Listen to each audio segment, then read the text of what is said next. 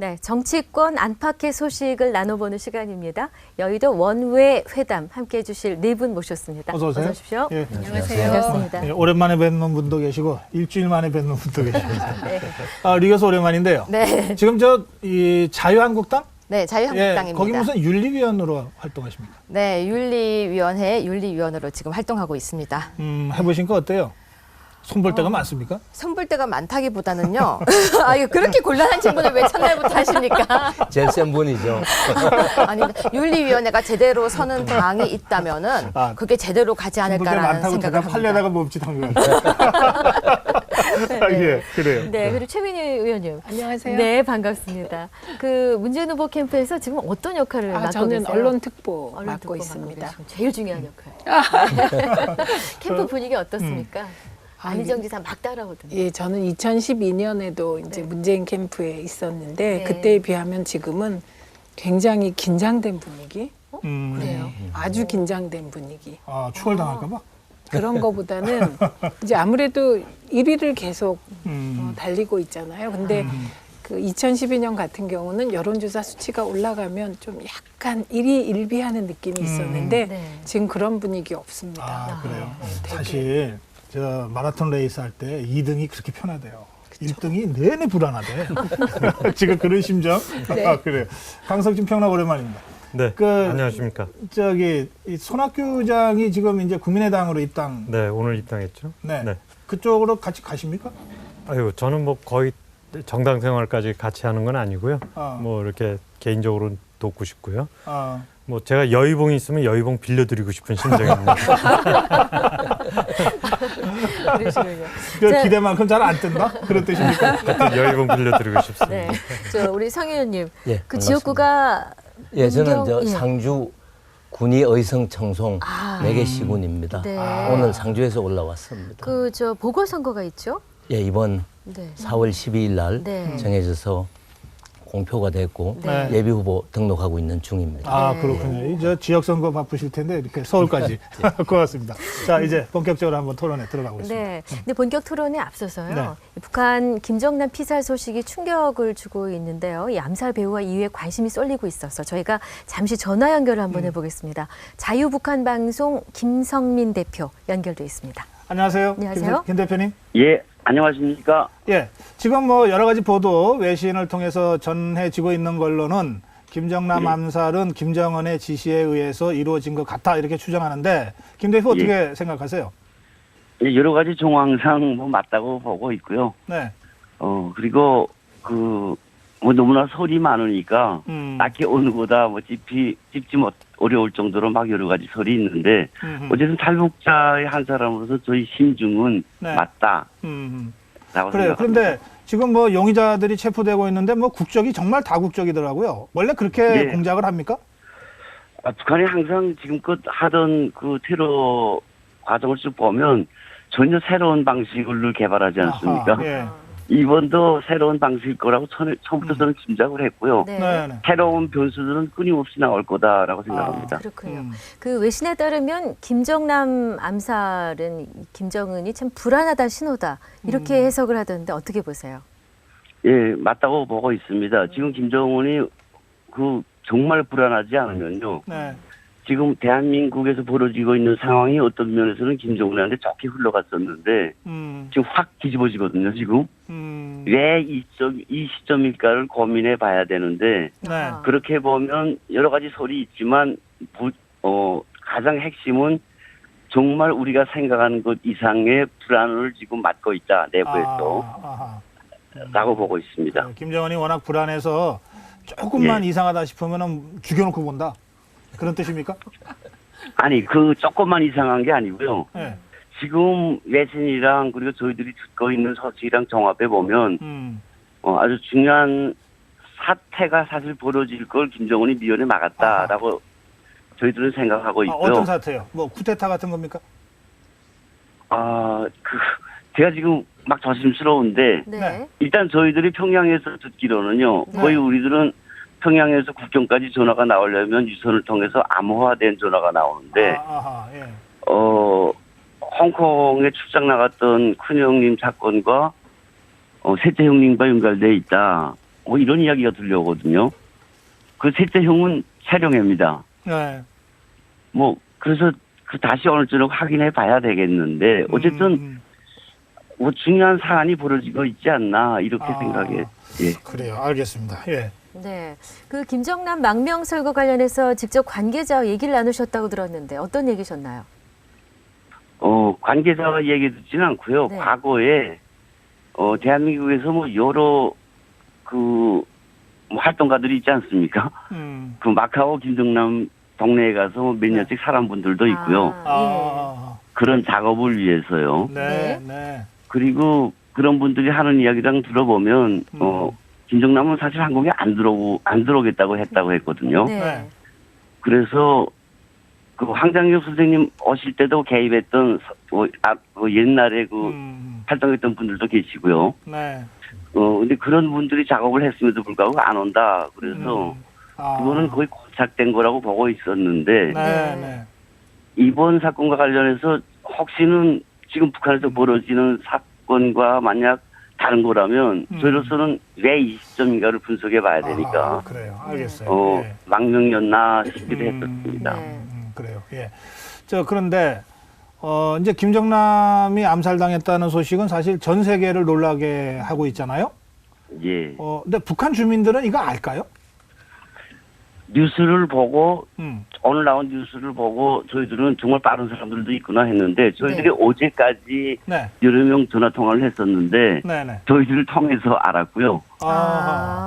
예, 그리고 저희 뭐 모니터링도 해주고 하는 분들이니까 뭐 김정남이 누구 정도는 알았는데 다른 일반 주민들은 김정남 자체를 모른다는 게 뭐 확인됐고요. 그리고 저희 하는 사람들도 저희 방송이나 저희 전화를 듣고야 알았다라고 하고 있습니다. 야, 이런 세상에 진짜 무슨 우리를 통하지 않으면은 진짜 아무것도 모르는 사회가 실제로 있네요. 그렇군요. 예, 하나만 더 그렇습니다. 여쭤보겠습니다. 그러면 앞으로 김정은의 행보가 어떻게 될까요? 저희들이 듣기로는 평양에서 지금 피바다 가곡을 새로 상용한다는 이야기를 들었는데 피바람이 분다는 이야기로 저는 해석을 했고요. 일단 내부 정리가 지금 김정은은 아주 급할 것 같다고 보고 있습니다. 그리고 김정남 사건과 관련해서 연루된 사람들이 꽤 있을 거로 보고요. 정말 조심스러운 이야기입니다만 태영호 공사님도 아마 이 비슷한 일 때문에 소환 명령을 받지 않았었나 뭐 이런 생각도 해봅니다. 알겠습니다. 네네. 김성민 대표도 탈북해서 지금 이 북한 민주화를 위해서 자유북한 방송을 운영하고 계시잖아요. 예. 이 김정남 살해 후에 암살 후에 어쨌든 이 탈북해서 활동을 활발하게 하고 있는 사람들에 대해서 우리 정부가 이 경호를 좀 대폭 강화한다 뭐 이런 보도가 바로 나왔습니다. 혹시 저 김성민 대표는 뭐 신변의 위협 같은 거를 지금 못 느끼시는지 모르겠네요. 네, 과거에 뭐 여러 무슨 뭐 도끼라든가 인형의 칼 박힌 서포도 받아봤는데요. 최근에는 일단 그런 게 없고요. 그리고 저는 대한민국 경찰들로부터 신변 보호를 잘 받아왔습니다. 그래요. 현재도 받고 있고요. 예, 오늘 말씀 잘 들었습니다. 네. 예, 고맙습니다. 지금까지 김성민 자유북한방송 대표였습니다. 네. 예, 그래요. 일단, 말씀하세요. 아니 이걸 딱 듣고 나니까 아까 김성민 대표가 왜 이 시점일까라고 고민해봐야 된다고 하셔서 왜 이 시점일까 한 번쯤 생각해 보셨는지 좀 여쭤보고 싶었어요. 왜 이 시점일까? 예, 어느 분이? 예, 최 의원님. 일단 한 4, 5일 전에 경향신문에 보도가 하나 났습니다. 단독 보도가. 그게 뭐냐면 박근혜 대통령과 김정일 위원장 사이에서 박근혜 대통령의 비선으로 김정남이 활동한 게 아니냐라는 의혹을 제기하는 보도가 났습니다. 그리고 그 보도가 나고 나서 한 사흘 뒤에 이제 이 사건이 일어났어요. 그래서 그게 사실인지 아닌지는 확인해 보아야겠지만 어쨌든 저는 요 사태가 그 보도, 그러니까 정말 김정남이라는 사람이 자기가 알고 있는 것을 북한으로선 굉장히 중요한 기밀들 그런 걸 알고 있고 그게 혹시 외부에 알려지지 않을까 하는 두려움이 원인이 아닐까. 그래서 저는 그 경향신문 단독 보도가 되게 신기했거든요. 그래요. 예. 그런데 이 이 시점에서 그 보도하고 살해한 거하고는 별 관계가 없을 것 같은데요. 어쨌든 남한이 굉장히 혼란스럽고 탄핵 정국으로. 그러니까 우리나라가. 네네 남쪽이. 그런데 북쪽에서는 남한의 그 혼란을 좀 더 가중해서 얻을 이득이 있지 않을까 생각하지 않았을까 이런 생각. 하여튼 뭐 여러 가지 계산들이 예. 있었을 것 같은데 네. 뭐 저희가 뭐 그 문제를 이제 뭐 계속 토론하기는 좀 그렇고요. 네. 북한 변수가 이제 우리 대선 구도에 영향을 줄까? 이 점은 우리가 상당히 이제 주의에 깊게 좀 살펴봐야 될 대목 아니겠어요? 그렇습니다. 예. 그래서 관련한 추미애 대표의 발언이 있습니다. 들어보시겠습니다. 네. 김정남 피살 사건은 여러 가지 설이 난무하고 있습니다. 이럴 때일수록 정부 당국은 사건의 정확한 전모를 파악해서 국민께 성실히 보고해야 할 책임이 있습니다. 이 건과 관련해서 그 어떤 안보 장사를 획책하거나 음모론도 용납될 수가 없을 것입니다. 어떠한 안보 장사도 용납될 수 없다. 뭐 너무 너무 당연한. 예, 너무 당연한 얘기가 누가 안보 장사를 하기나 했나요? 그러니까 예. 뭐 사실은 과거에는 안보 장사 좀 했습니다.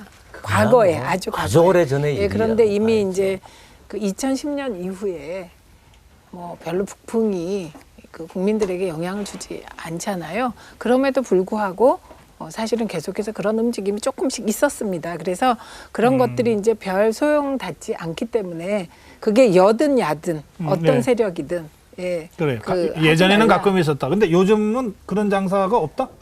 아니 아니면 그 우려가 여전히 있다?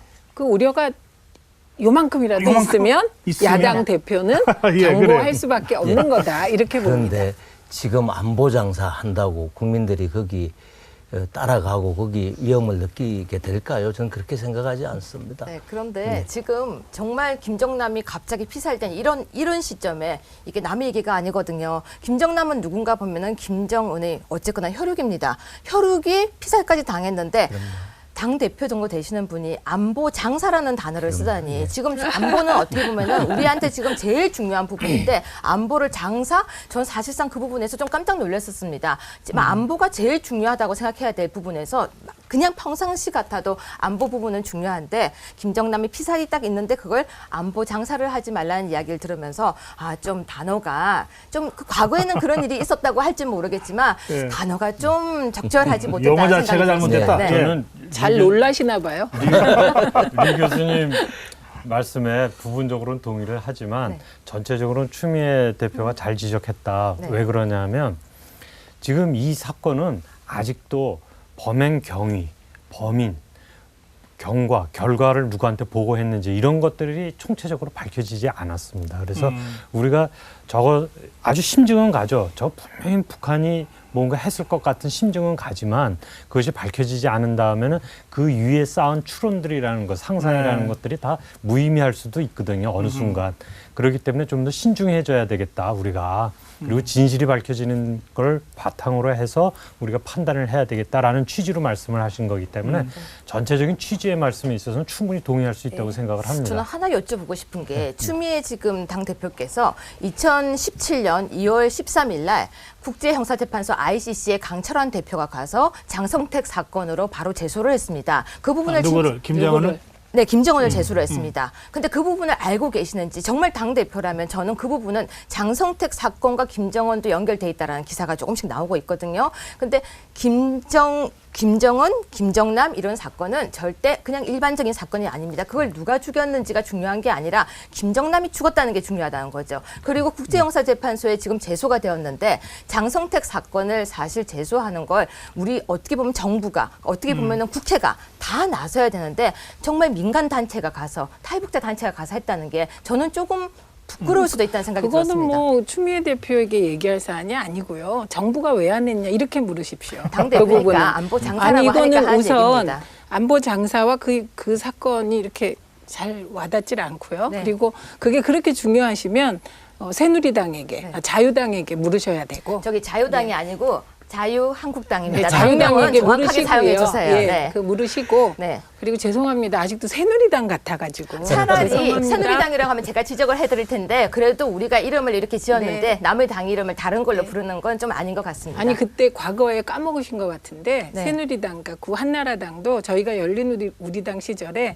저희는 우리당이라고 불러달라고 했는데 열린당 뭐 이렇게 막 하셨어요. 여러 아유, 당 그래도 이렇게. 그걸 가지고 또 보복하듯이 아니, 그렇게 그러시면 안 되죠. 그러니까 이런 작은 문제 가지고 네, 맥을 끊지 말아주십시오. 아, 그러니까 이렇게 그 부탁을 드립니다. 호칭은 저희가 정확하게 우리는 한국당으로 네, 불러주세요라고 그래서 했기 전 때문에 새누리당. 네, 그래서 누가 한국당이다. 안보장사도 하지 않았는데 아니, 그래서 그 미리 얘기가 안보장사 아니고 하지 말라고 하는 건 그건 또 다른 얼마나 쟁점이세요. 콤플렉스가 많았으면 그랬을까. 그건 그런 다른 생각이 쟁점이시고 듭니다. 답을 예. 드려야 되니까. 그래서 네네. 자, 그거는 추 대표를 알겠습니다. 겨냥하기보다는 정부와 뭐 자유한국당, 자한당을 이제 겨냥하시는 게 더 맞고요. 아니 근데 단어를 네, 왜 또 자꾸 그렇게 이상하게 쓰십니까? 단어는 제가 정확하게 버릇이 돼 써주세요. 갖고 그런 제가 거예요. 여기서 하나만 좀 네. 덧붙이면요. 네.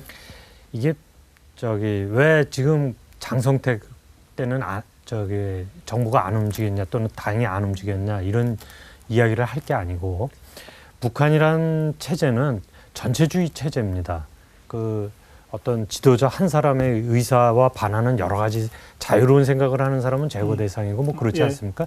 늘 그런 일들이 되풀이될 수 있기 때문에 그런 데 대해서 정부나 정당들이 늘 상시적으로 안보 생각을 갖고 대응을 하면 되는 것이지 어떤 개별 케이스에 뭘 했냐 안 했냐를 갖고 하나하나 따지기 시작하면 이야기가 끝이 없을 네, 것 그렇기 같습니다. 때문에 네. 그걸 안보 장사라는 단어를 쓰는 거는 좀 아닌 것 같다라고 그러니까 표현 얘기해서 가지고 계속 네. 그러시면 곤란하고요. 그리고 저는 뭐 추미애 대표의 저 말씀이 안보 장사를 했다가 아니라 그 안보 장사 같은 거는 안 했으면 좋겠다이기 때문에 뭐 그게 뭐가 문제가 됩니까? 정확하게 네, 하자면요. 그건 아니죠. 안보 장사를 획책하거나 음모론도 용납할 수가 없을 것입니다라고 했기 때문에 네. 미리 나가는 것은 저희 쪽에서는 아무래도 너무 차라리 안보에 대해서라고 하는데 안보 장사라는 단어를 썼으니까 그런 부분은 알겠습니다. 그래도 조심해달라는 알겠습니다. 얘기입니다. 자, 네, 관련해서 대선 주자의 안보관에 또 이목이 집중되고 있지 않습니까? 대선 주자들이 한 이야기를 좀 들어보겠습니다. 네. 저는 4대 배치 문제에 대한 최종 결정을 다음 정부로 넘겨준다면 그 문제를 외교적으로 충분히 해결해낼 그런 보관을 가지고 있고 그런 자신도 있습니다. 사드를 반대하는 표를 의식해서 국가 안보를 위험에 빠뜨리는 이런 후보에는 국가 안보를 맡길 그런 지도자의 자격이 없다고 생각을 합니다. 최 의원, 보관이 뭔지 진짜 궁금하네요. 저도 정말 궁금하네요. 근데 보관을 지금 공개하면 보관이 아니죠. 아, 있긴 있나요? 뭐 있으니까 보관 아니, 말씀하시지 그 않았을까요? 홍보특보가 자꾸 추정하듯이 하지 마시고, 네. 예, 그건 뭐 직접 모셔서 한번 물어보십시오. 예, 저희들이 지금 요청드리고 있습니다. 네. 요청드리고 있는데, 근데 안 나오신다고 그래요. 그래서 저희들이 계속 요청드립니다. 아니, 홍보특보께서 좀 말씀 좀 해주세요. 왜 그러니까- TV조선을 거부하십니까? 그런 건 아니잖아요. 아니에요. 이미 네. 그 새롭게 편성되는 그 네. 프로그램에 나오시기로. 그러니까. 네. 아니, 그거는- 그 라이브 쇼에도 나와 달라고 저희들이 요청드리고 있거든요. 이미 네. 여러 차례. 네. 예, 그러니까 좀 신경 써 주시고. 네. 그래서 나오시면 제가 직접 여쭤보는데. 직접 물어보세요. 근데 홍보특보 역할을 하고 계시니까 제가 네, 네. 우선 오늘은 최 의원한테 여쭤볼게요. 네. 그동안 다음 정부로 넘기겠다 그래서 사실은 비판을 많이 받았잖아요.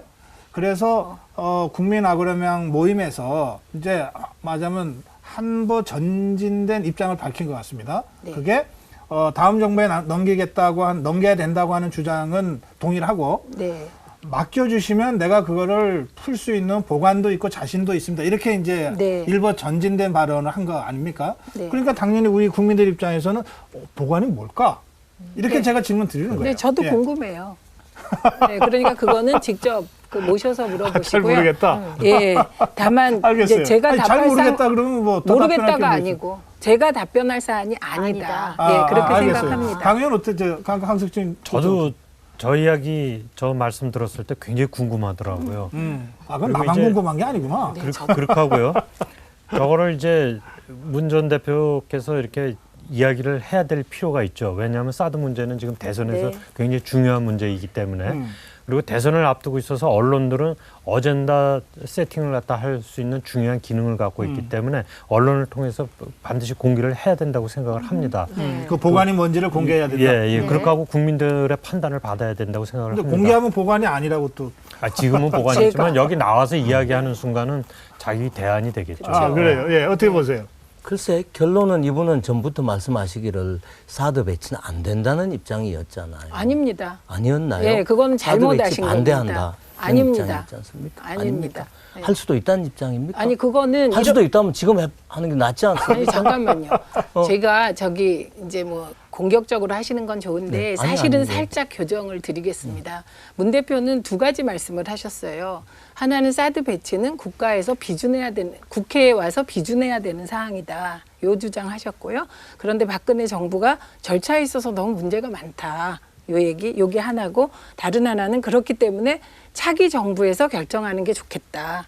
요거까지입니다. 그러니까 네. 사실 이 안보 문제는 저희가 굉장히 중요하게 다들 생각하지 않습니까? 그래서 이 부분은 정말 신중한 절차에 의해서 국회 합의를 얻어서 결정해야 되는데 너무 후다닥닥 결정하셨거든요. 사실 박근혜 아니, 정부 청와대가. 사드는 공격 무기가 아니고 방어 무기인데 우리의 안전을 지키자는 방어 무기인데 그걸 가지고 국회 비준까지 받아야 될 사안인가요? 그러니까 그 토론을 그것도 하자면 이해하기 어려운데. 아니 예. 이거는 가장 문제가 되는 건 뭐였냐면 제가 19대 국회에 있을 때 이제 일부에서 사드를 배치하자는 주장이 나왔어요. 유승민 그 전 의원이 그 국방위원장 시절에 사드 배치 되게 강하게 주장하셨습니다. 그런데 오히려 청와대가 거기에 대해서 입장을 안 밝히시고 뭐 국방부 장관은 국회에 나와서 계획이 없다고 얘기했었어요. 최 의원님하고 송 의원님 지금 여기서 사드로 논의를 가져가기가 시간상 좀 저희가 네, 안타까워요. 예, 안타깝습니다. 예, 그래서 사드 자체에 대해서는 논의를 좀 자제해 주시고 전 다른 질문이 있어요. 다만 이제 제 질문은 원래 질문은 뭐였냐면 사드가 논란이 되니까 문재인 후보가 일부 진전된 입장을 밝혔는데 저 부분에 대해서 이제 우리 최 의원은 내가 설명할 사안이 아니다라고 말씀을 하셨고 강석진 국장은 그러나 국민들한테 그 보관에 대해서 설명할 필요는 있다 이렇게 말씀하셨으니까 두 분은 그 문제, 그 보관과 관련된 문재인 후보의 발언에 대해서 어떻게 생각하시는지를 좀 밝혀주시면 될 것 전 같아요. 조금 다른 질문이 하나가 있습니다. 아니, 보관보다요. 예. 그 앞에 최종 결정을 다음 정부로 넘겨주면 그러면 외교적으로 충분히 해결할 보관을 가지고 있다라고 그래요. 했는데요. 예. 다음 정부가 그럼 문재인 대표의 정부가 되는 건지. 아니 그거는 아니 정말 제가 그래서 전 보관이 뭔지 저는 알 문재인 것 후보 같아요. 입장에서는 저는 보관이 알 것 대통령이 같아요. 되려고 지금 하고 있고 자기가 대통령 될 거라는 확신을 갖고 그렇게 얘기한다고 상식적으로 생각할 수 있죠. 그렇죠. 예. 그래서 저는 아실 줄 알았는데 만약에 모르신다면 저 혼자 추측을 한번 해봤습니다. 그 보관이 무엇일지. 아니면 아니라고 해주셔도 아니 괜찮아요. 그거는 저 듣고 싶어요. 네. 그래서 제가 혼자서 추측을 했어요. 네, 해보세요. 그냥, 네, 뭐 아니면 아니라고 하셔도 괜찮습니다. 저는 왜 그랬냐면요. 외교적으로 충분히 해결할 보관을 가지고 있다라고 했으니까 그렇다면 처음에요. 물론 또 바뀌었는지 모르겠지만 나는 대통령이 당선되고 나면 북한을 제일 먼저 가서 만나겠다라고 했던 기억이 나거든요. 그래서 직접 가서 대면적으로 외교적으로 해결하려고 하는 보관인가. 북한을 만나서? 지금 그거는 잘못된 질문이세요. 그래서 여쭤보는 왜냐하면 거예요. 아니 그거는 그 문제는 북핵 문제를 해결하기 위해서 그 미국과 충분히 협의해서 당사자가 북한이니까 북한에 먼저 갈 수도 있다 이렇게 얘기를 한 거예요. 그건 북핵 문제 해결 건이고요. 사드 배치는 저희가 판단하기에는 단순히 북핵 문제 해결만이 아니고 중국과 러시아, 미국 더 넓게 보면 일본까지도 이게 이해관계가 걸려 있는 사안이거든요. 그래서 외교라는 표현을 문재인 후보뿐만 아니고 많은 분들이 쓰세요. 예. 알겠어요. 그러나 지금 우리 최 의원 설명을 들으면서 제 생각이 저게 북핵 문제 해결되면 사드 배치할 필요 없는데? 라는 주장을 그렇잖아요. 많은 분들이 저 하고 있거든요. 그러니까 아니 만약에 저 추측이라고 하셨는데 뭐 저는 뭐 편견 없이 말씀드립니다. 만약에 문재인 후보가 대통령이 당선이 돼서 미국이나 일본, 중국과의 사전 협의를 통해서 북한에 가갖고 뭐 북한의 그 정권 책임자랑 만나서 핵 문제를 진짜 해결해. 그리고 우리는 그러니까 사드 배치할 필요 없어. 이렇게 하면은 진짜 좋을 것 같네. 저도 좋을 것 같은데요. 예, 지금 그런 네. 보관을 갖고 있는 거 저는 아니냐라고 그 보관이 지금 아니냐고 추정한 여쭤본 거예요. 거예요. 오히려 예. 그냥 전공법을 택하는 거 아니냐. 예, 그렇게 추정한 거 아닙니까? 저는 그렇게 예. 추정이 돼서 혹시 보관이라고 하니까. 그건 진짜 우리 저 라이브 쇼에 나오실 것 같으니까 네. 나오면 한번 저 질문 꼭 드려볼게요. 질문 드려보겠습니다. 네, 네. 자, 다음 의견으로 네. 가볼까요? 예. 국민의당 얘기 좀 들어봐야겠어요. 국민의당 내 사드 재검토에 대한 의견이 분분하지 않습니까? 안철수 전 대표 의견 있어서 들어보겠습니다. 예. 제 생각은 대전에서 이미 밝혔습니다. 대전에서 이미 밝혔습니다. 그러니까 어쨌든 상황이 좀 달라졌으니까 바뀌어야 된다는 입장으로 저희가 이해하고 있습니다. 그렇습니다. 이제 안철수 후보 취재하는 기자들이 애를 먹어요. 이거 옛날에 했던 얘기를 다 기억을 하고 취재를 해요. 그런데 그 맨 마지막에 보면 그러니까 사드 반대라고 하는 애초의 입장이 바뀐 겁니까? 라고 기자가 질문을 했고 그렇습니다라고 답변을 네, 했어요. 네. 지금 21일 날 의총이 예정돼 있고 그 의총에서 이 문제를 논의한다는데 박지원 대표는 좀 신중하게 가야 된다고 하는 약간은 좀 소극적인 뭐 반대까지인지 어쩐지는 모르겠습니다만 네. 뭐 이제 그런 입장이고 또 정동영 의원 지금 화면에 나옵니다만 네. 김정남 피살됐다고 사드를 뒤집으면 이거 웃음거리 된다. 그러니까 강한 반대 입장을 정동영 의원은 지금 표현하고 있는 것 같습니다. 네. 어떻게 보십니까? 저는 아까도 말씀드렸지만 김정남 피살 사건은 지금 자세한 경위가 분명하게 밝혀지지 않은 상태입니다. 그래서 그 김정남 사건을 갖고 뭐 이래야 된다 저래야 된다라고 지금 결정을 하기는 좀 이르다 그런 느낌이 있고요. 사실은 제가 한 말씀만 드리면 사드 배치와 관련된 입장 변화는 김정남 암살 이전 그 직전에 있었던 미사일 발사 뭐 이것과 다 연동되어서 지금 얘기가 되고는 있습니다. 예. 그리고 또 한 가지는 이 당론을 바꾸려면 지지층에 대해서 설명하고 설득하는 과정이 좀 필요하고 시간도 필요할 걸로 생각이 됩니다. 그래서 저런 식으로 안철수 전 대표가 문제를 제기를 하고 당내에서 반론이 나오고 그래서 그것이 수렴되는 과정, 시간을 갖고 수렴되는 과정 이거는 결코 나쁘지 않다고 생각을 합니다. 네, 그렇지만 지금 안에서도 각자 다른 얘기가 나오고 있어요. 근데 저 부분이 굉장히 중요한 거거든요. 사드라는 거는 정말 찬성하는 사람은 찬성하지만 또 반대하는 사람은 반대를 하는데 당 안에서 저렇게 나눠지면 약간 2대2의 구도가 지금 설설 잡히기 시작하면 그 해결하는데도 굉장히 힘들어 보인다는 생각이 듭니다. 아니, 그래도 민주주의는 서로 다른 의견을 주장을 하고 토론을 거쳐서 결론을 내는 거기 때문에 정당 내에서 다른 의견이 나오는 건 근데 바람직한 일이죠. 예, 근데 대선 구도에서는 어떻습니까? 이제 문재인 후보 쪽은 뭐 입장 변화는 없습니다. 그러나 반대였던 안철수 후보가 입장 전환을 지금 입장 변화를 시사하고 있고 국민의당이 입장 변화를 당론을 바꾼다면 역시 좀 압박은 받지 않을까요? 어떻게 보세요? 저는 이제 정치권에서 일반적으로 가장 빠지면 안 되는 함정들이 몇 개 있어요. 그중에 중요한 게 말 바꾸기입니다. 예, 그래서 저희가 2012년 총선 때 굉장히 그 부분 때문에 고생을 많이 한 기억이 있습니다. 그런데 이제 안철수 대표나 국민의당의 선택이라고 생각합니다. 말을 바꾸는 부담보다 안보에 대해서 좀 더 보수적으로 가는 것이 플러스 된다고 생각하면 그런 부담에도 불구하고 가는 것이죠. 그러니까 지금 국민의당은 말 바꾸기, 그러니까 당론을 바꾼다면 말 바꾸기 하는 거죠. 그렇죠. 그리고 안철수 의원은 이미 절반쯤은 말을 바꾸고 있는 거죠. 그렇게 보는 거죠. 네. 근데 더불어민주당은 당론은 없고 문재인 후보는 다음 정부로 넘겨라. 안희정 후보는 좀 다른 얘기하고 이런 상태죠. 네, 저희는 그 김종인 비대위원장 시절에 네. 이제 사드 배치 문제에 맞닥뜨렸을 때 그때 김종인 이제 전 비대위원장께서 사드 문제에 대해서는 당론 정하지 않겠다고 그런 입장이셨어요. 그렇기 때문에 이렇게 여러 가지 입장이 나올 수가 있었습니다. 추미애 대표가 경선 때 대표가 되면 당론 반대 당론 결정하겠다고 했는데 대표된 다음에 결국 당론을 결정하지 않았습니다. 그렇죠. 하여튼 그런 사정을 거쳐서 당론은 없고 유력 주자들의 입장은 다 다르게 나타나는. 그래서 어떻게 되더라도 말 바꾸기 논란에서는 피해갈 수 있겠네요. 그러니까 저희 당이 얼마나 폭이 넓습니까? 확실하게 국민의당이 이제 단수가 낮아요, 그럼? 네, 그러니까 확실하게 저희 당이 이런 거예요. 확실하게 사드에 반대하는 이재명 후보부터 이게 절차상의 문제를 중시하는 문재인 후보, 그다음에 이게 한미 간에 한미 동맹이 우리에게 가장 중요한데 그 한미 동맹을 거스르면서까지 사드 배치 뒤집을 수는 결정을 없다. 뒤집으면 안 된다. 이런 안희정 안희정 후보까지. 후보의 그러니까 얘기까지. 이게 저희 당이 정말 민주정당입니다. 아, 스펙트럼이 넓다. 예. 근데 부럽습니까? 예. 아니 아니 뭐가 부럽다고 지금 대답. 아니.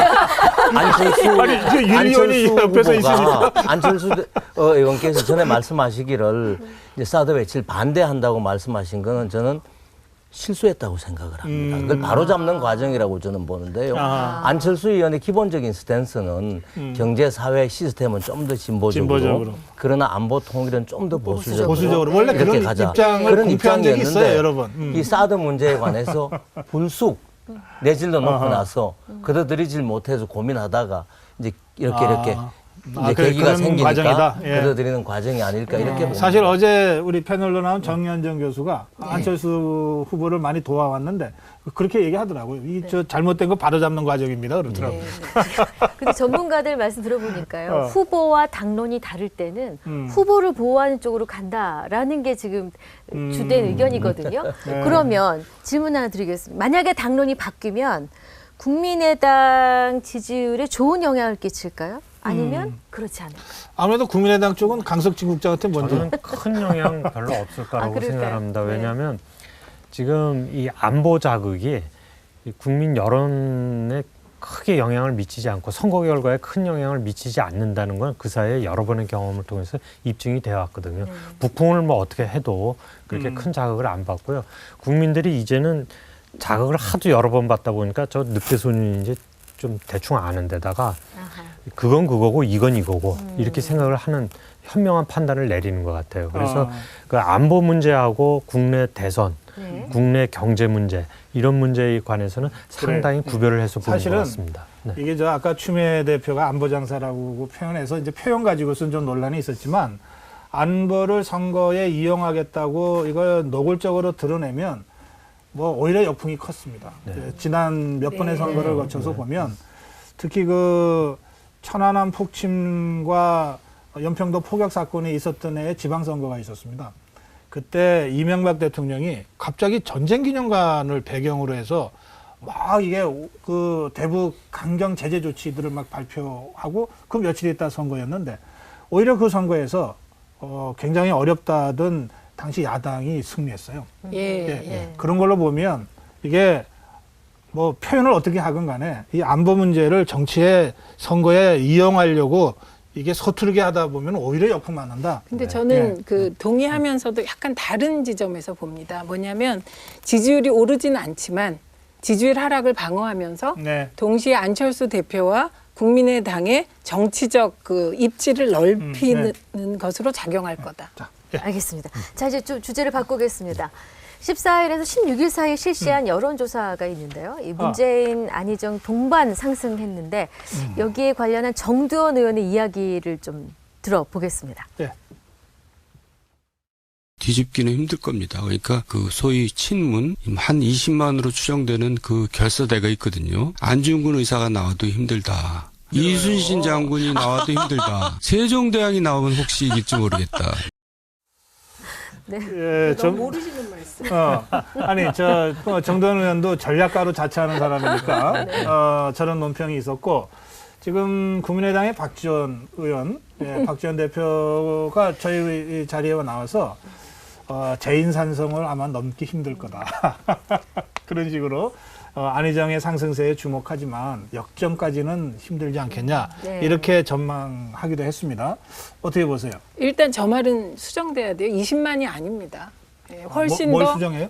뭐 20만의 뭐 결사대라는 결사대. 그 20만이 훨씬 더 될 거다. 왜냐하면 국민 대다수에게 광범위하게 지금 지지를 받고 있기 때문에 이 20만이라면 의미가 크지 않죠. 왜냐하면 저희가 2012년에 몇 만이라고 저? 아니 몇 만이라고 말씀하실래요? 저 한 2천만 된다고 생각합니다. 친문 결사대가 2천만이라고? 그러니까 지지 세력이. 그러니까 저는 결사대라는 말이 되게 이제 그 지지해 주시는 분들께 조금 예의가 아닌 것 같다 이런 생각을 제가 가지고 있다는 말씀입니다. 아마도 뭐 열성적 지지자 라고 지금 뭐 생각하는 거겠죠. 네, 그런데 행동을 적극적으로 하는 지지자 뭐 그런 뜻이겠죠. 2012년에 108만 명이 경선에 참여했습니다. 네. 그리고 이제 저희가 지금 경선인단을 모집하고 있는데 오늘이 3일째거든요. 네. 이 속도로 보면 이번에는 200만 내지 250만입니다. 네, 그래요. 그런데, 그러면 친문 결사대가 20만이라면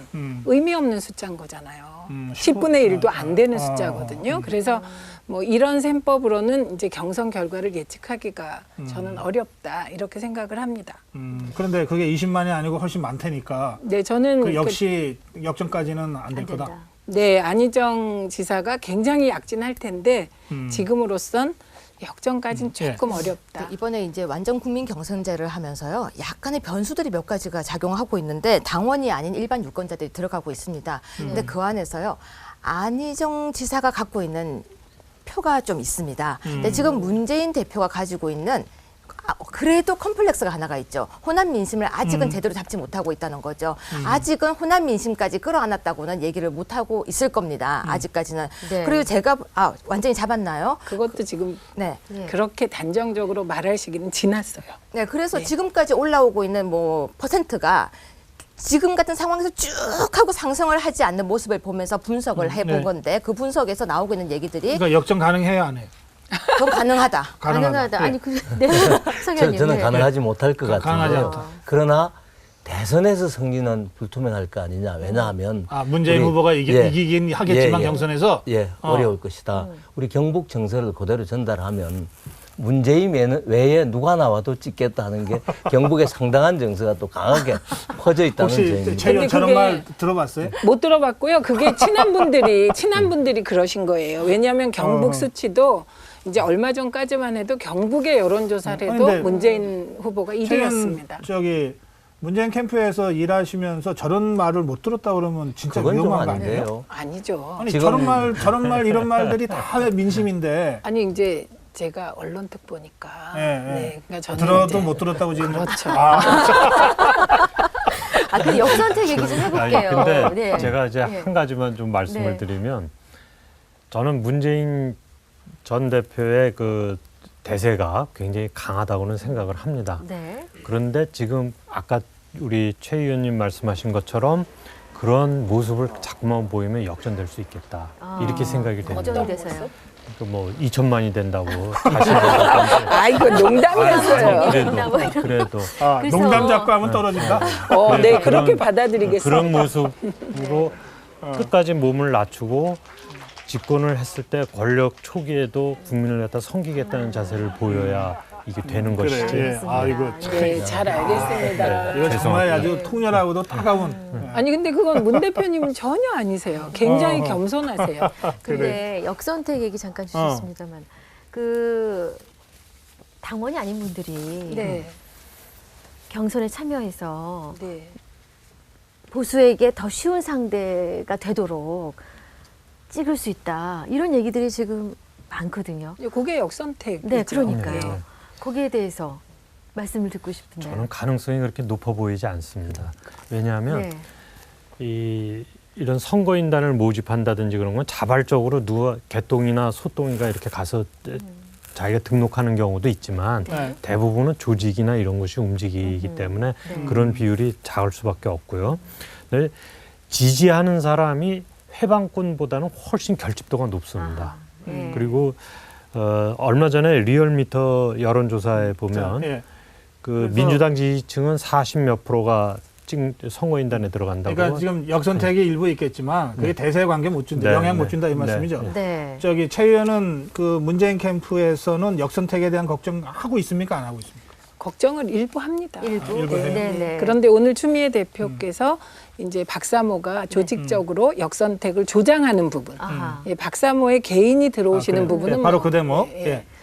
관련한 그 문재인 전 대표 발언이 있습니다. 역선택과 관련해 듣고 오겠습니다. 경쟁하는 정당에서 의도적으로 조직적으로 역선택을 독려하는 그런 뭐 움직임이 있다면 그것은 뭐 대단히 비열한 그런 행위라고 생각하고 그것은 또 처벌받아야 할 범죄인이라고 생각해요. 형사적인 고발 필요하다고 생각합니다. 이게 저 정치적으로 비겁하고 비열한 행위다까지는 정치적 발언으로 우리가 이해할 수 있습니다. 그런데 형사 처벌을 받아야 된다라고 하면 조금 이제 상황이 좀 심각해지는 거예요. 그래서 역선택을 어떻게 적발하고 무슨 죄로 그게 처벌을 아닙니다. 시켜야 되겠다는 건지가 그래서 궁금하네요. 제가 좀 아까 예. 말씀드린 거예요. 아니 지금 문재인 대표의 발언을 그러니까 저게 같이 역선택을 들었잖아요. 조장하는 행위.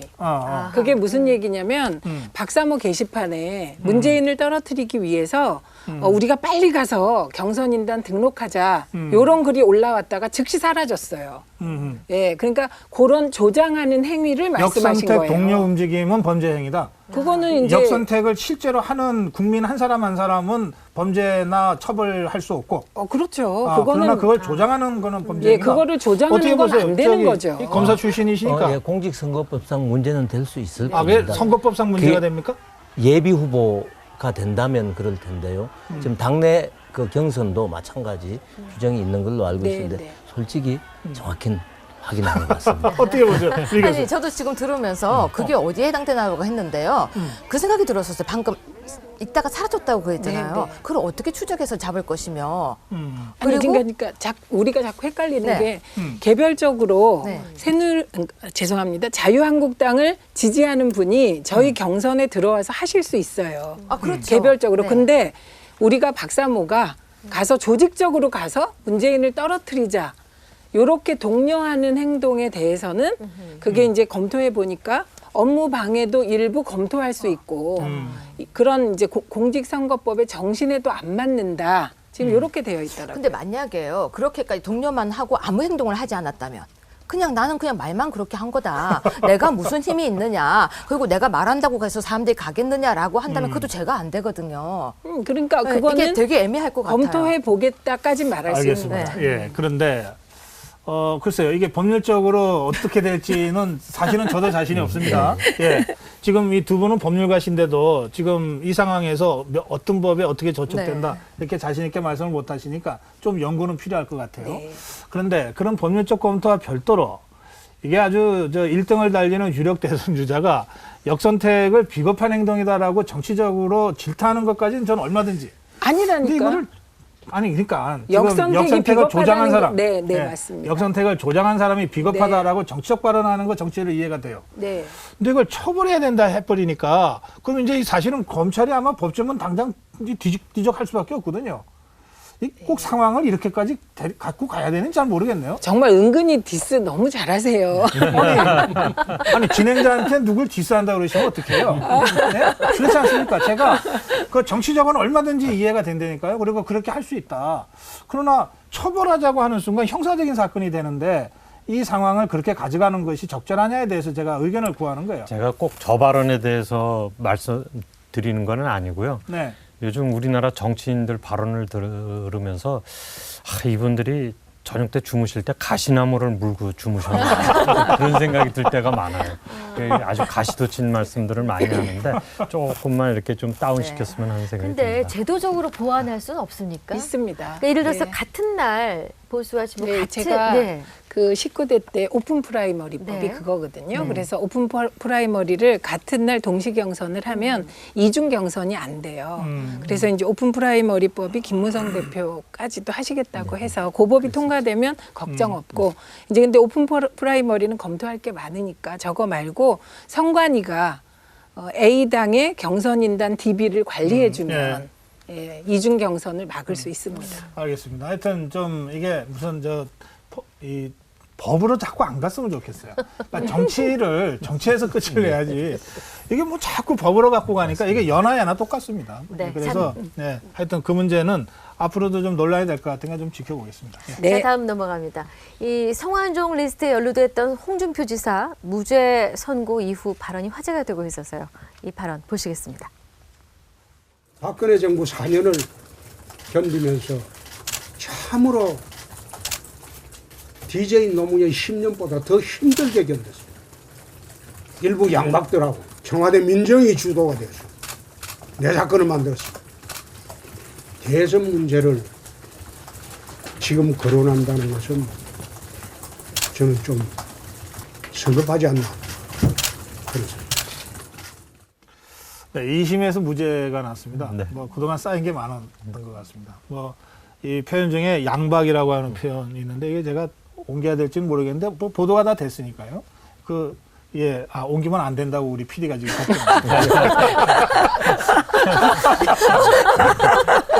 그냥 살살하시면. 네. 예. 자, 그런데 어떻게 보십니까? 이 뭐 지난 4년간 그렇게 괴로웠다는데, 예, 성 의원님.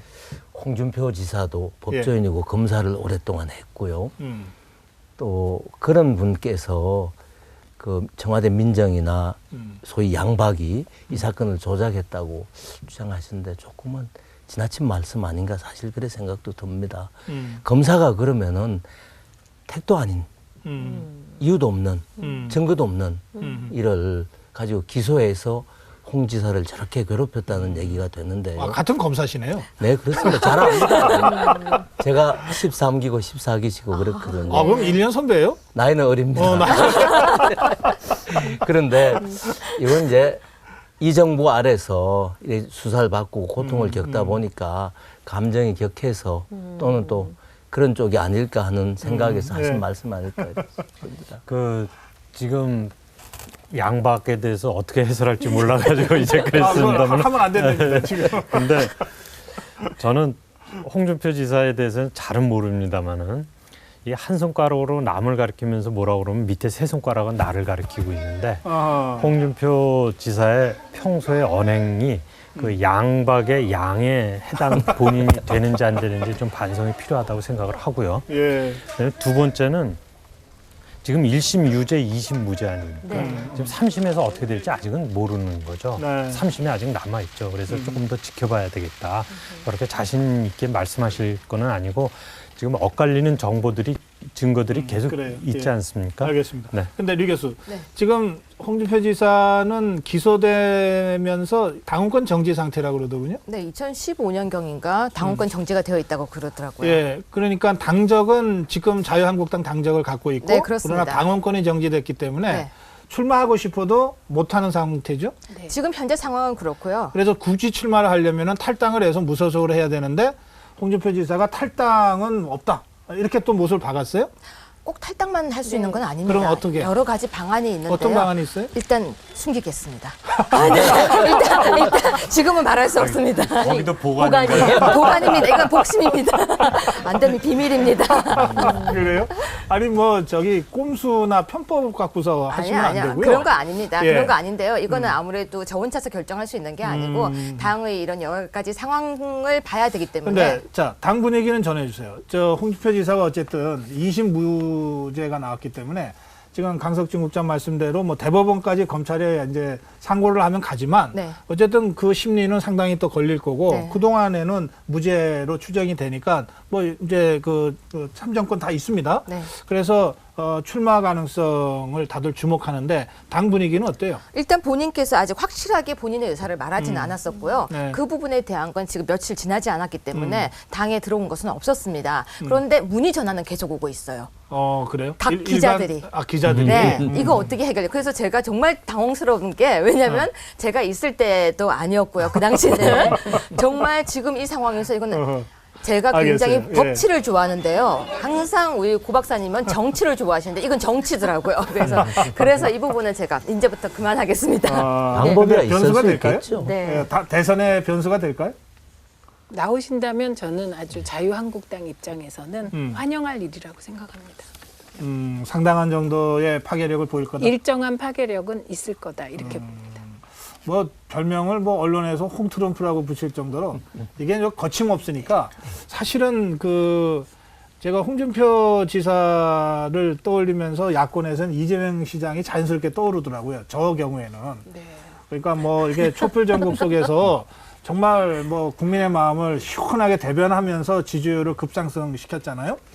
그러니까 홍준표 지사가 보수 유권자들의 답답해 있는 그 마음에 그 코드를 잘 건드린다면 뭐 그런 돌풍을 불러일으킬 가능성도 배제할 수는 없겠죠. 저는 두 가지 정도 면에 있어서 홍준표 지사에 대해서 자유한국당 내에서 주목받을 수 있다고 생각을 합니다. 첫 번째는 경남지사를 하면서 부채를 다 갚아서 그 이자로 복지 비용을 갖다 댔다는 거는 우리 지금 경상남도가 예. 그 도 재정이 네, 그렇습니다. 그 광역자치단체 중에 그 부채 문제에 대해서 굉장히 신경을 쓰고 성과를 낸 데가 서울시하고 경남도로 이제 알려져 있는데. 아니 저 광역은 아니지만 성남시도 그 빚 다 갚았다고 맨날 자랑하잖아요. 아니 거기는 판교라는 네. 황금알을 낳는 어쨌든 아니 그거는 다른 거. 황금알을 낳는 거위가 들어온 거고 이거는 그거 없이 한 거니까 조금 다르죠. 그래서 그 부분에 있어서는 성남랜다 죄송합니다. 서울시하고 경남도에 대해서 평가할 만한 게 있다고 생각을 합니다. 그다음에 또 하나는 지금 자유한국당의 그 후보로 거론되는 많은 분들 있잖아요. 뭐 황교안 권한대행도 있고 뭐 누구도 있고 쭉 있는데 아프리카 속담에 손은 묶어둔 데 주위의 풀만 먹는다라는 말이 있지만 박근혜 말뚝에 묶여 있어가지고 그 부분만 이렇게 왔다 갔다 하고 있는데 저분은 박근혜라는 말뚝에 안 묶여 있지 않습니까? 그래서 그만큼 자유한국당으로서는 세일즈 포인트가 좀 있겠다.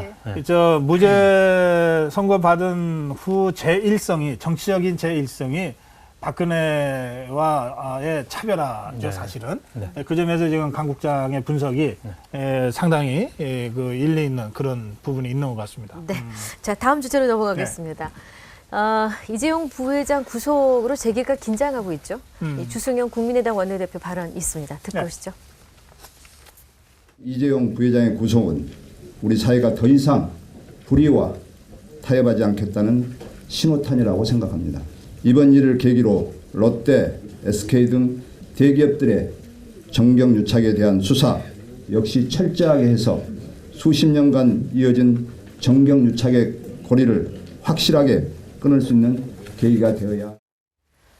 이 관련해서 저희가 어제 OX 따따붙다라는 코너를 진행했는데 네 분 패널이 구속영장 발부해야 된다라고 다 같이 의견이 모아졌습니다. 그거 보고서 영장 발부. 그런가 봐요.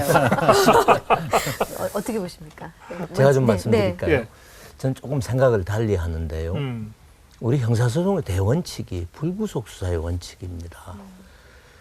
불구속으로 재판을 받으면서 충분한 방어 활동을 하고 그래서 유죄임이 증명이 됐을 때는 교도소에 들어가서 충분한 대응하는 상응하는 형을 사는 게 우리의 형사소송의 대원칙입니다. 그런데 지금 우리는 구속의 사유는 도망의 염려와 증거인멸의 염려입니다. 근데 도망의 염려와 증거인멸의 염려가 없다면 사안의 경중을 가지고서 구속하고 구속하지 않아서는 안 된다는 생각입니다. 그래요. 그래서 근데 이건 이제 원칙이고요. 이제 법률적으로 도주의 우려는 뭐 이 도주할 무슨 여러 가지 정황이 있으니까 뭐 그 경우에 뭐 삼성의 이재용 부회장이 뭐 밤중에 어디 도망갈 것 같다 이렇게는 생각 안 할 거예요. 그런데 두 번째 증거인멸 있잖아요.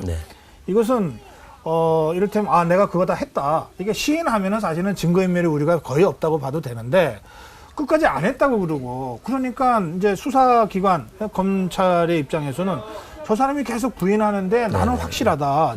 저 사람이 범죄를 저지르는 게 그렇다면 저 사람이 증거를 인멸할 가능성이 많다. 이렇게 그렇습니다. 보지 않겠어요? 그렇습니다. 그런데 우리 수사 관행이 대부분 구속영장 발부 받는 게 수사의 끝이나 마찬가지였습니다.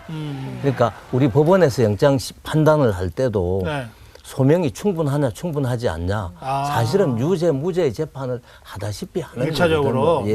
그런데 다만 이제 법리적으로 그렇다는 것이고 우리 아직 형사소송을 운영하면서 아직 그 원칙대로 안 하고 있는 것도 사실이지 않습니까?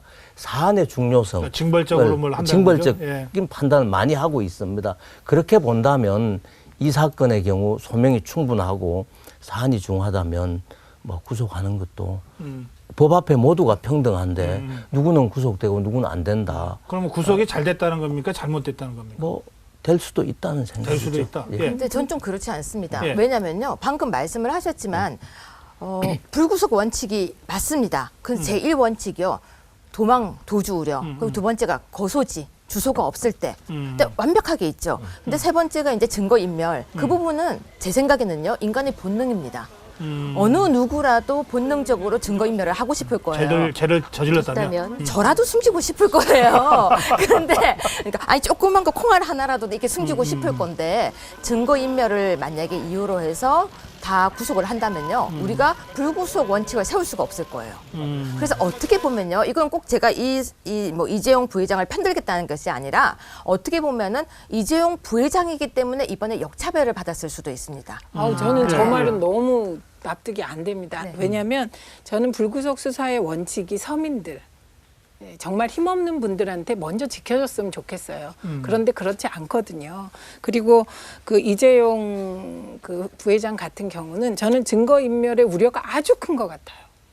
아주 크기 때문에 구속하는 게 맞았다고 보고요. 그리고 더 나아가서 지금 주승용 원내대표가 말씀하신 이걸 계기로 다른 대기업도 철저하게 수사를 하고 그리고 정경유착을 끊을 수 있는 계기로 삼아라. 그러니까 저희가 얘기하는 정경유착 적폐를 청산하는 계기로 그래. 삼으라는 말에 전적으로 동의합니다. 네. 저도 그 부분은 동의하시죠? 네. 그 어저께서부터 오늘까지 제가 법조인하고 기업인들을 갖다 많이 만났는데 법조인들이 이재용 부회장 구속될 거다 이렇게 많이 예측들을 하더라고요. 그래서 왜 그러냐 그랬더니 박상진 사장하고 같이 영장이 들어갔기 때문에 둘 다 영장을 때리려고 둘 다 안 때리려고 하나만 할 텐데 하나만 하면 오너하고 저기 그 고용사장. 예, 고용사장 사이에 누구를 해야 되느냐? 당연히 오너 쪽을 해야 될 것이다. 이렇게 이야기를 하더라고요. 뭐 그것까지는 좋은데 오늘 그 중견기업을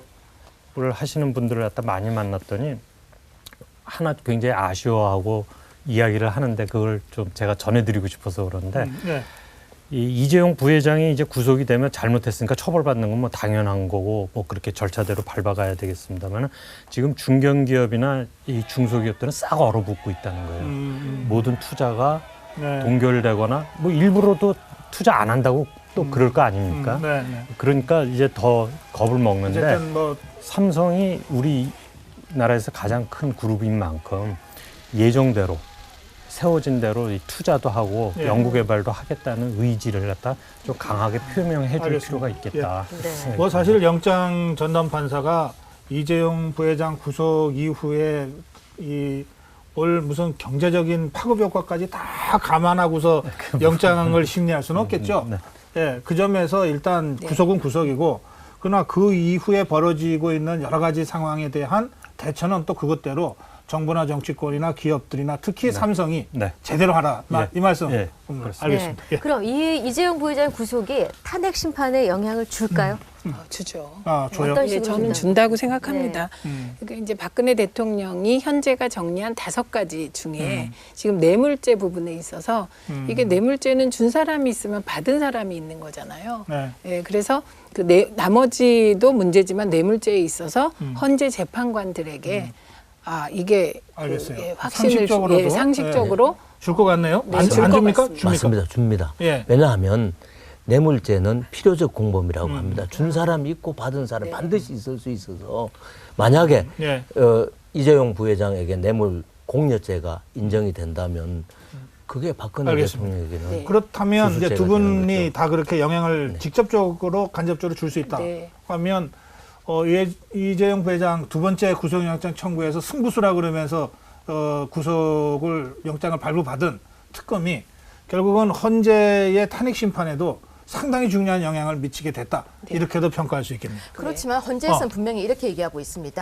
헌재에서는요, 우리는 형사소송이 아닙니다라고 얘기를 하고 있거든요. 헌재가 그렇게 이야기를 한다면 지금 헌재가 하고 있는 것은 형사소송이 아니면 뇌물죄가 영향을 줘서 안 된다는 겁니다. 그리고 만약에 뇌물죄가 영향을 준다면 헌재가 좀 더 천천히 가야 되는 거죠. 왜냐하면 뇌물죄가 어떻게 진행되는지를 보면서 탄핵 결과가 나와야 되는데 그 결과와 상관없이 진행이 된다면 영향을 기소 아니면은 지금 현재 구속 그것만 갖고 영향을 받는다면 그거는 무죄 추정의 원칙에도 어긋나기 때문에 헌재가 영향받아서는 안 된다? 절대 받으면 안 되죠. 영향을 주지만 그러나 영향받아서는 안 된다? 귀를 막아야죠. 왜 그렇게 웃어요? 왜 웃냐면 앞부분 말씀은 다 동의해요. 그런데 뒷부분 말씀에 갑자기 형사소송법의 원리를 들이대시니까 그때 반론이 딱 생각나는 게 헌법재판소의 판결은 또 형사소송법의 완전히 뭐 귀속되는 건 또 아니잖아요. 그렇기 알겠어요. 때문에 그 이럴 거라고 앞뒤가 약간 생각을 모순이 합니다. 발생한다. 탄핵 소추권자 국회 입장에서 예. 이 자료를 수집해서 네. 어떻게든지 헌법재판소에 제출할 거고 그게 헌법재판소의 네. 판단에 참고가 되지 않겠는가 그런 정도. 의미의 네. 영향력이 알겠습니다. 있다. 자, 다음입니다. 뇌물죄 말고도 특검 수사 대상이 산적해 있죠. 특검 기간 연장을 두고 여야 대립 중입니다. 관련 발언 있습니다. 황교안 총리는 특검의 연장 신청이 오는 즉시 입장을 밝혀주시기 바랍니다. 당시 협상 대표단이었던 김도읍 수석께서 연장 안 할 리가 있겠냐 라고 우리를 설득했던 사안입니다. 지금 현재로서는 우리 의원총회에서 공식적으로 논의된 적은 없습니다. 아마 이 문제에 대해서 저희들이 가급적 빠른 시일 내에 의총을 통해서 저희들이 당론을 결정할 생각을 갖고 있습니다. 네, 그런데 여기에 또 문재인 후보가 또 발언을 또 보탰습니다. 이렇게 발언했습니다. 오늘 페이스북에 네. 황교안 권한대행에게 경고한다. 청와대 압수수색을 막고 특검 연장을 거부하는 행위를 국민은 결코 용납하지 않을 것이다. 우상호 원내대표의 발언보다 더 센 발언으로 일단 들립니다. 왜 이런 강한 발언을 자꾸 할까요? 그거 뭐 내용상으로 별 틀리지는 않은 것 그래, 같아요. 그래, 표현이 강하다고. 예, 그런데 지금 또 이 고성국 그 진행자께서 네. 이렇게 말씀하시니까 뭐가 그렇게 틀렸나 하고 제가 다시 보게 됩니다. 저 사실 네. 못 봤거든요. 아, 그래요? 예, 그런데 저 말은 이제 황교안 총리께서 권한대행께서 이제 빨리 그 특검 연장에도 좀 동의를 해달라 이런 취지의 발언이잖아요. 알겠어요. 제가 없는 말 지어내는 거 아닙니다. 네. 이거 문재인 후보가 페이스북에 올린 글이에요. 네. 예, 그리고 1등 주자기 때문에 사실은 일거수일투족이 네. 다 국민적 관심 아닌가요? 네. 예, 그래서 질문 드린 거예요. 네. 저는 참 아쉬워요. 돌이켜보면. 그 작년에 최순실 사태 처음 터졌을 때 민주당 쪽에서 거국 내각 총리를 갖다 세우자고 제의를 했었고 여당이 동의를 했는데 다시 민주당이 거부를 했는데 그때 거국 내각 총리가 여야 합의 또는 야당이 주도를 해서 세웠으면 지금 특검 연장 문제를 갖다가 고민할 이유가 있었겠나 그런 아쉬움이 남습니다. 아니 근데 요거는 하나 정리라고 가야 돼요. 한숨에 돌고 네, 기회 저 요건 꼭 정리해요. 그러면 짧게 하실래요? 저 짧게 할게요. 왜냐하면 그때 여야가 합의하는 거국 내각 총리를 세우게 박근혜 대통령이 허용하지 않으셨어요. 김병준 총리를 일방적으로 내려보내셔서 받을래 말래 하셨기 때문에 그래서 깨졌다는 못했다는 거. 거죠? 네. 근데 아까 사드 절차에 대해서도 말씀하셨잖아요. 국회의 동의를 받지 않고 절차가 너무 그렇게 했다라고 하셨는데 제가 알고 있는 문재인 전 대표는 정말로 법률가예요. 그런데 저렇게 뭐 공개적으로 경고한다라고 하지 말고 그럼 법적 절차를 밟으면 되거든요. 정말로 우리 법에는 10조에 특검법 10조에 수사 기간을 연장하는 것도 정해져 있고 그래서 요청을 하도록 돼 있고 지금 요청돼 있어요. 법적으로. 그렇죠. 법적으로 지금 그렇게 돼 있습니다. 그리고 국회에도 그게 관련된 연장법을 지금 올리겠다고 하고 있고 법 개정안 특검법 그렇죠. 개정안이 지금 그러면 올라가 그 있죠. 절차대로 하고 그 절차를 조속히 해달라고 하는 게 맞지 않을까 이런 식으로 경고한다라고 하니까 어쨌거나 권한 대행인데 제가 좀 말씀드리면 특검 제도라는 게 기본적으로는 비상한 시국에 비상한 방법으로 국가 검찰이 제 역할을 할 수 없을 때 예외적으로 행사하는 검찰권 행사 방법이거든요. 그렇다면 이 특검의 가동 기간은 아주 한정적이어야 합니다. 조금 하면서 또 연장한다는 건 이건 아니라고 생각합니다. 이미 수사의 목적은 대부분 연장에 달성했습니다. 반대하시는군요. 예, 좀 반대합니다. 그러면 어떡하죠? 이재용 그 구속영장이 발부돼서 그거를 처리하려면 시간이 필요할 것 같아요. 취소하면 되죠. 자, 오늘 여기서 마무리. 하실 말씀이 더 있어요? 아니, 아까 그거 시기적으로 저기 거국 내각 총리를 갖다 거부한 것과 김병준 총리 그 시기가 제가 좀 정확지 않아서 나중에 정확합니다. 네, 알았습니다. 나중에 제가 좀 고치를 받겠습니다. 다음 주에 반론하겠다 이 말씀이신 것 같습니다. 알겠습니다. 오늘 여기서 여의도 원외 회담 1분 고맙습니다. 고맙습니다. 예. 악수하시죠. 네.